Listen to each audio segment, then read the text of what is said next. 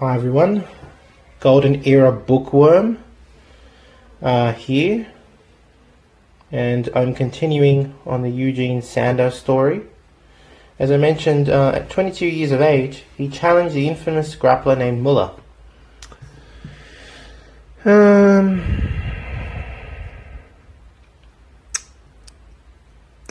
Now, although he was aware of Muller's vicious and inhumane tactics, so apparently this infamous grappler, I should say, was a terrible antagonist whose brutality and foul methods attempting to break his opponent's finger, example, or limb. You can read it here. There. It's limbs or fingers, it's crazy. Caused the young athlete to long remember him with repugnance and repulsion. Now picture Sandow, a clean-cut athlete, nearly 22, as he entered the ring.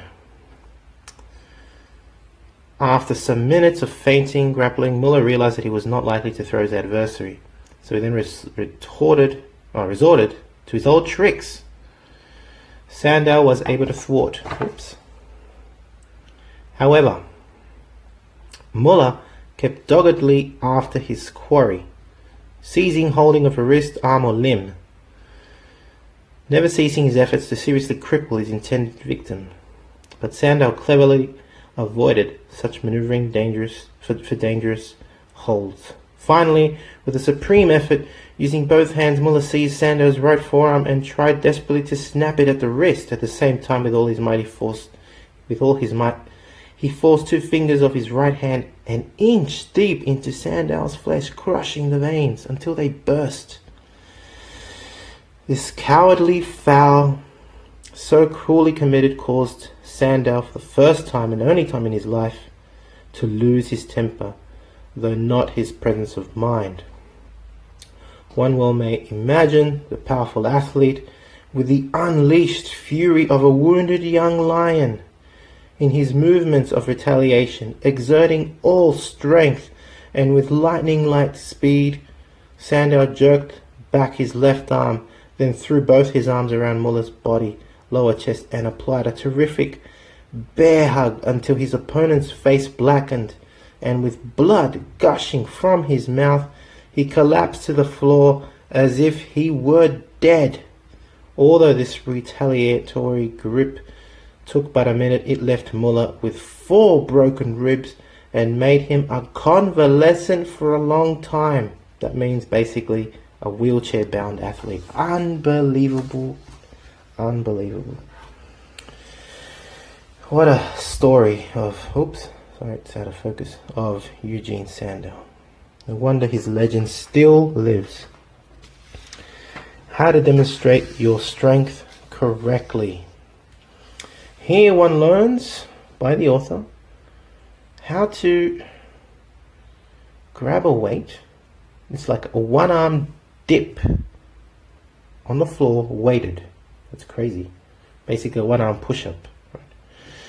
And the one-arm get-up with an 156-pound, in this case, female partner. That's pretty nutty. A true story. A true strongman story. Oh God, here we go. There's another comic that the Weiders installed in this magazine for the barbell system of progressive bodybuilding. It's just their way of advertising in a way. René Zeger of Montreal, Quebec, seems to, in this case, get on a yacht that he made himself. He gets lost in some fog and gets caught in some rapids. There's a dramatic scene of him almost drowning with his head above the water, and he saves himself. After sleeping in bed for a good 24 hours, he awoke without even a cold, without a yacht, and rigging, but with a great surge of gratitude. Of course, gratitude, yes, but also grateful for every hour spent in training a body that could withstand the rigors of such a tragic accident. Moreover, the specific weight training system given René by the Weider system of progressive bodybuilding has once again given new meaning to the old axiom: an ounce of prevention is worth a pound of cure. Who says it doesn't pay? So it's a great ad for the Weider system. Hilarious. The struggle for muscles. I really like this particular story. Oh, this article by the great Earl Liederman, who relates about himself this time. It's about having willpower and a desire to reach your goal, which is really the only way to develop your body or to gain anything that is worth gaining. In this case, to develop one's body to its maximum potential. Liederman tells of us his own struggles. That he introduces the story, in this case, by saying that he used to know a little boy. He's actually talking about himself. That tried to develop himself. Firstly, using his own body weight, and later using an old hunk of metal that he found in a junkyard. It was a letter press. Now that's a very uncomfortable thing to grab if you've never seen one. It's got these giant screws and levers and a flat platform, and it's not like a dumbbell, but he used it like a dumbbell and it weighed like 70 pounds. And after that he went to high school and he began to develop himself much stronger because they had all the equipment. Although he battled all sorts of diseases including malaria, by the end of high school he was the most muscular teenager in school and an athlete.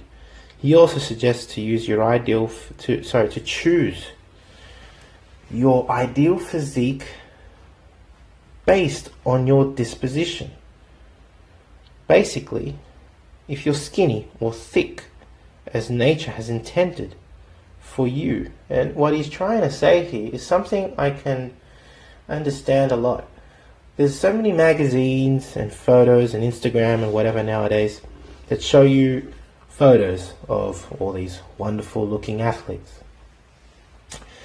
However, one should not, if one is reaching a goal, one should not reach an unrealistic goal. If what he's trying to say here is that if your disposition is you are small build with light bones, then you should be looking at athletes and looking at developing such a body of an athlete with a similar body weight to you or body type, not for some huge freak.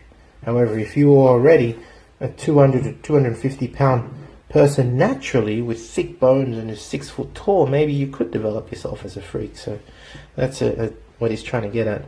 And I think it's a very smart and realistic goal to set. And he also recommends to cut out photos of these physiques and make your own scrapbook and paste them, etc., etc., as was done back then. Now, of course, it's more like you save the photos in your phone or whatever. I noticed there were many, looking through this, the end of this mag now, I'm almost finished with my review.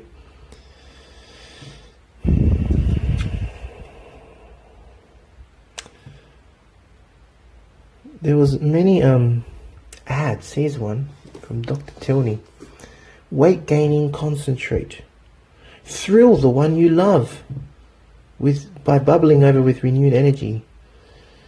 By gaining health and weight, etc., etc. It's all about gaining weight back then. Here's your typical jiu-jitsu lesson. See if I can find some other ads like that. We have time. Here we go. You can gain weight. The secret of gaining weight. It's all about gaining weight back then. And look, there we go. This is a great little comic at the bottom. You're so gorgeous since you've gained weight. And it was just I guess a reflection of the times back then after the war. You can imagine there wasn't much food. Everything was rationed, and so people were rather thin, I'm assuming, and weak. It was all about weakness. We've lost the war, we've won the war, whatever. So it's all about rebuilding and gaining again. In this case, it's all about gaining weight. Now, of course, we're We have an obesity epidemic around the world where it's all about losing weight. How times change. Your health problem solved was about tooth decay and fluorine in the particular here we go. In the particular article, this doctor, this idiot, actually talks about smoking and how it does not affect aerobic endurance, which it does, and that fluorine may not necessarily be beneficial, especially eating fluorine-rich foods, which is absolute. It's ridiculous. But anyway, doctors back then actually got paid by companies to say such things. Smoking does not affect aerobic endurance, please.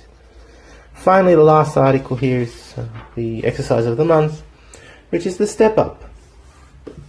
Basically, getting weights on your shoulders for your upper thigh, of course, is known as the step up, also known as the Kennedy lift.